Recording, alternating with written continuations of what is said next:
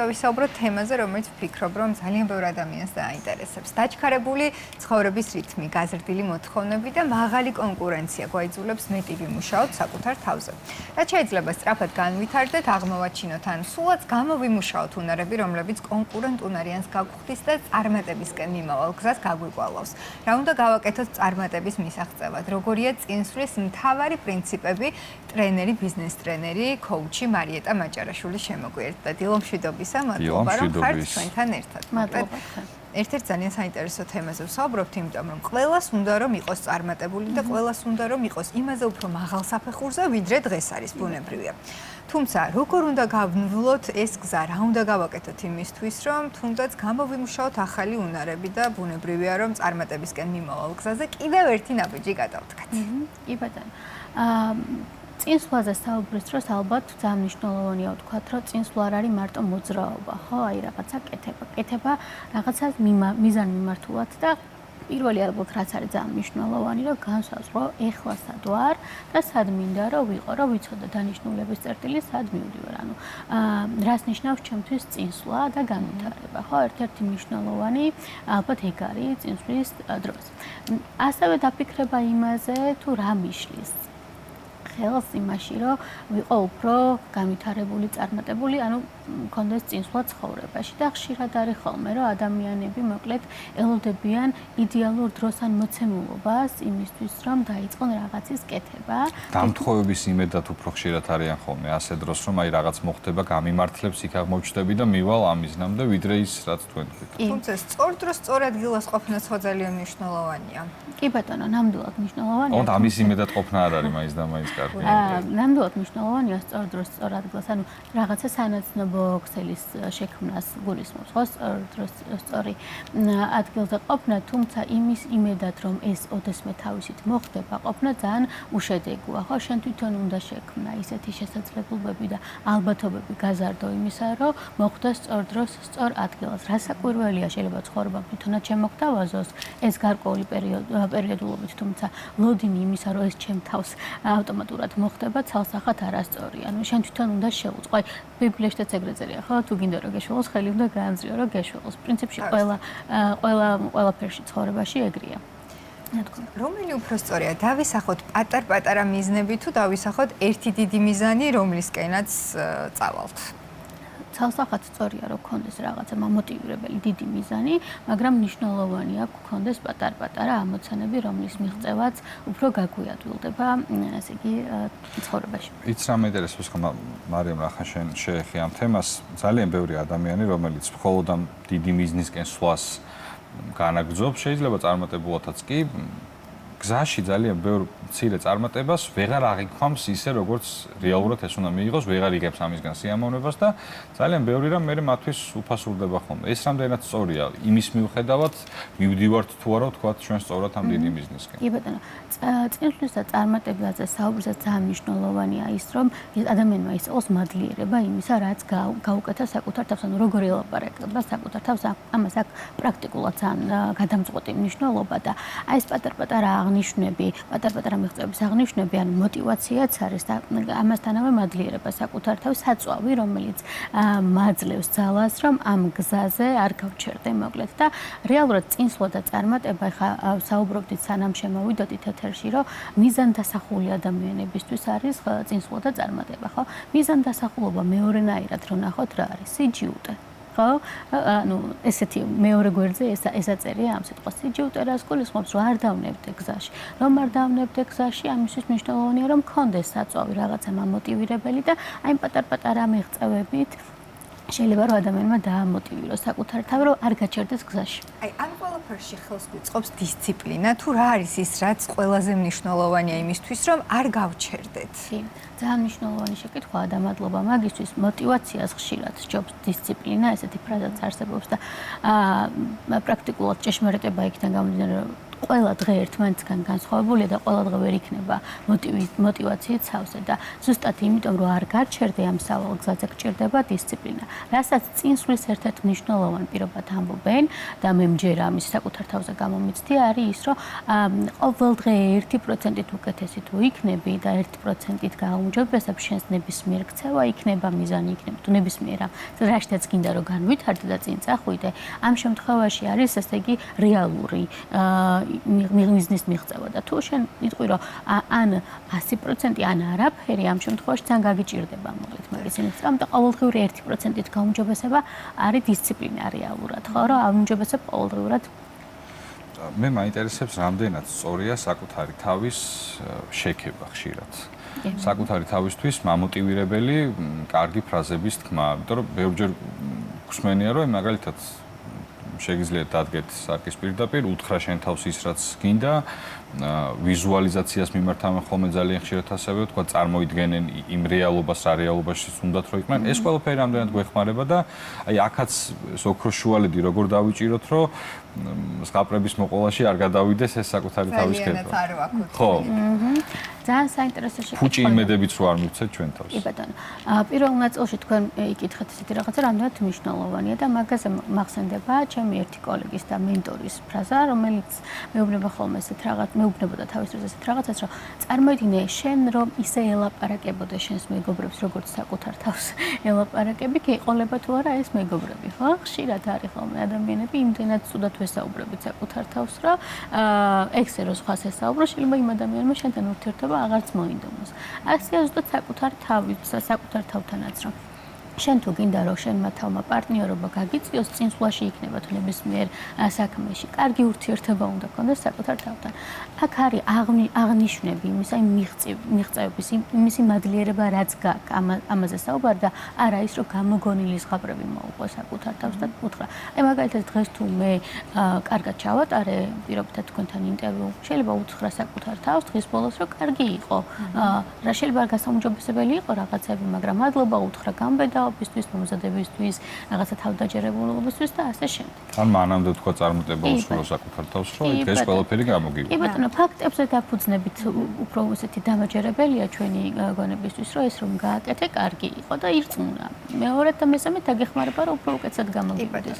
თუმცა ხშირად ადამიანს მოიცავს ხოლმე უიმედობა, ბევრი იმედგაცრუების შემდეგ, რაც ბუნებრივია, რომ ჩვენგან დამოუკიდებელი მიზეზებიდანაც იყოს გამოწვეული, შესაძლოა ყოველ შემთხვევაში და შესაძლოა რომ ჩვენი მხრიდან, ჩვენი გადმოსახედიდან ეს იყოს არასამართლიანი და ასე შემდეგ და ბუნებრივია ასეთ დროს ნიშნება უიმედობა, დაუცველობის განცდა და ასე შემდეგ.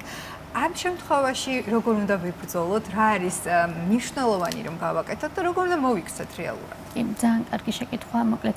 მაგასთან დაკავშირებით ვიტყვი ესეთ რაღაცას, რომ პრინციპში ორად შეიძლება დაიყოს ეგეთი იმედგაცრუებების მიზეზები, ხო?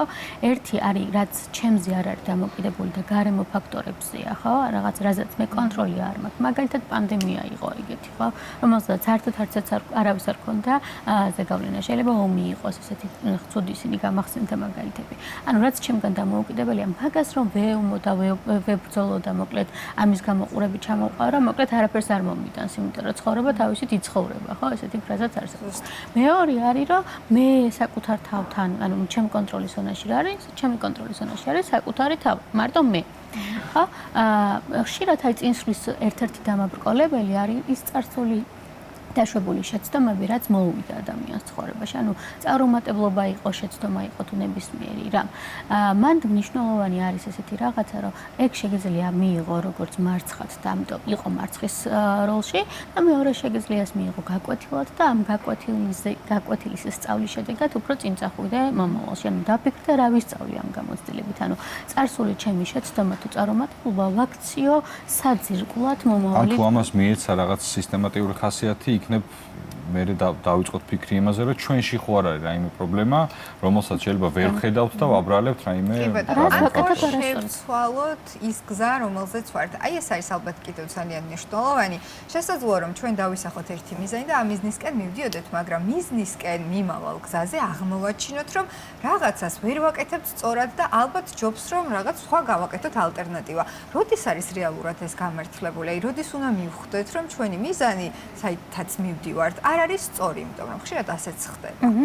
ძალიან კარგი შეკითხვაა ესეც, მადლობა. მოკლედ ერთი ფრაზა გამახსენდა და მინდოდა მეთქვა, რომ ყველა ერთადერთი რაც უცვლელია, ცვლილებები, ანუ გარდაუვალი რაც არის ცვლილებებია და თუნდაც მიზნისკენ სავალგზაზე როგორ უნდა მივხვდე, რომ არ არის ეს მიზანი თუ რა ვიცი, იდეა თუ ჩანაფიქრი ჩემი, არის ის, რომ თუ ეს მე მფიტავს და არ მაძლევს мотиваციას, ხშირად არის ხოლმე ხო რაღაცა საქმის კეთება არ გღლის ადამიანს, შეიძლება ბევრი იშრომე და მაინც რაღაცა შემართებით ხარ, ხშირად არის ხოლმე, რომ პრაქტიკულად 1 საათი შეიძლება აკეთე რაღაცა, მაგრამ აბსოლუტურად ენერგია წაიღო შენგან.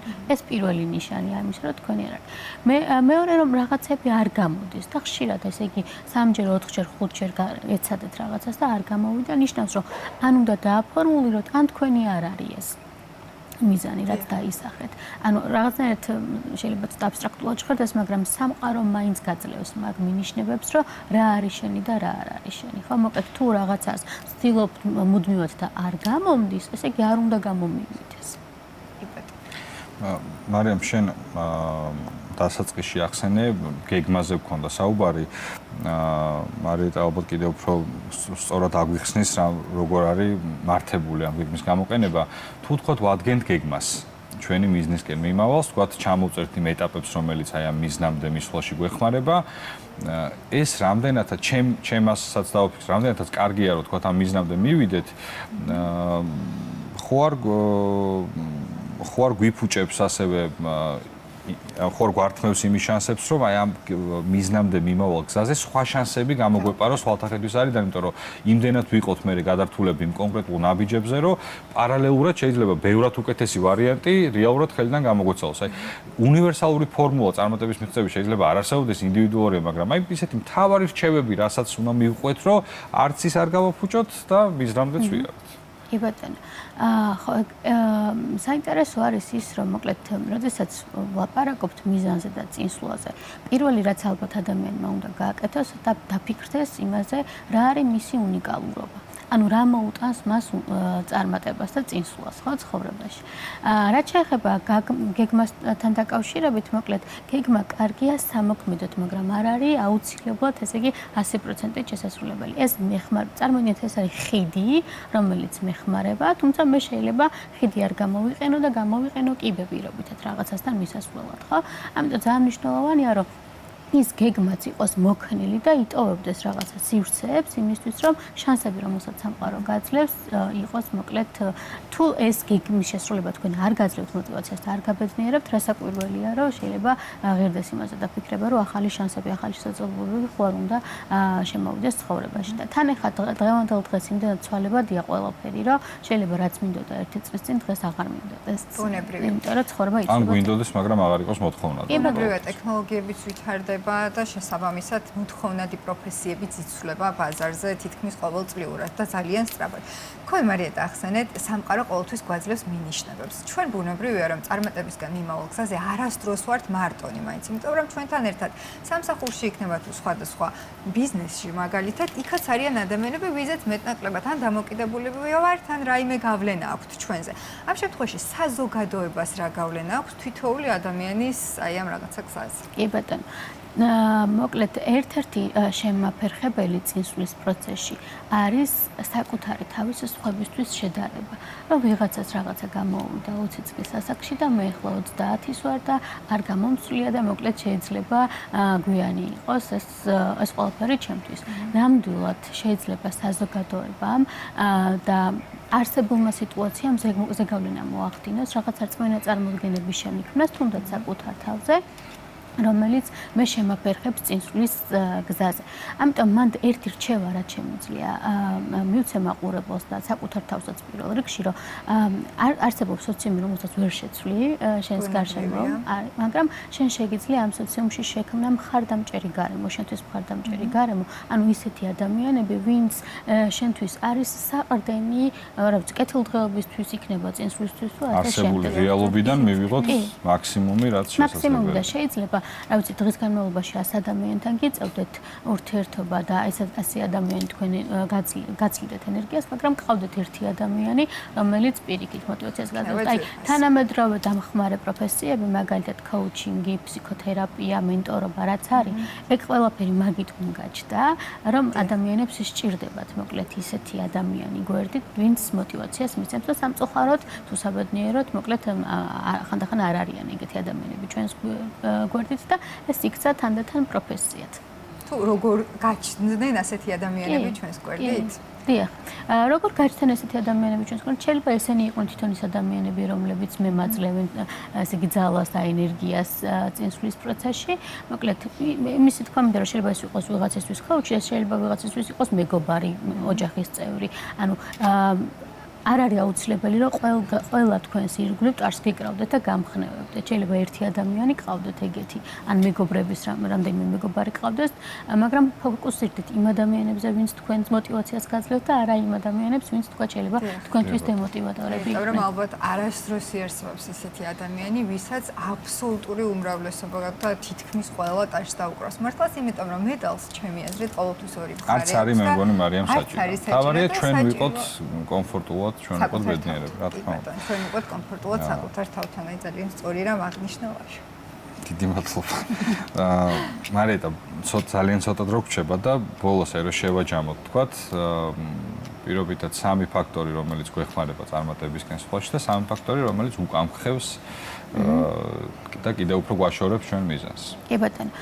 შეჯამებისთვის ვიტყვი, რომ პირველი რაც ხელს გვიშლის, ეს არის, რომ წარსული დაშვებული შეცდომები შეიძლება იქცეს შიშად და ეგ არის ხოლმე როგორც წესი შემაფერხებელი. მეორე ეს არის სხვებისთვის საკუთარი თავის შედარება, რომ რაღაცნაირად ვიღაცას რაღაცა უფრო მარტივად გამოუვიდა და ამიტომ შეიძლება ეს გახდეს ჩემი დემოტივატორი. მესამე და ძალიან მნიშვნელოვანი, რაც არის ხოლმე შემაფერხებელი, ეს არის გადადება და იდეალური დროის დალოდება, რომ მოკლედ 100 ფიქრს ერთი მოქმედება ჯობია, ესეთი გამოთქმა არსებობს და მაგას ვეთანხმები ბოლომდე, რომ შეიძლება 100 ჯერ ფიქრო და არაფერი არ გააკეთო, მაგრამ ერთხელ გააკეთო და იმაზე დიდი შედეგი მოგიტანოს, ვიდრე შეიძლება 100 ჯერ დაფიქრებამდე, რა თქმა უნდა, ეგრეც იქნება. ხო?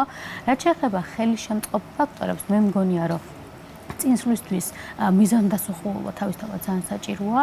მიზნის განსაზღვრა საით მივდივარ და ეს უნდა იყოს რაღაცნაირად შედარებით ცხადი და არ იყოს აბსტრაქტული. ხო?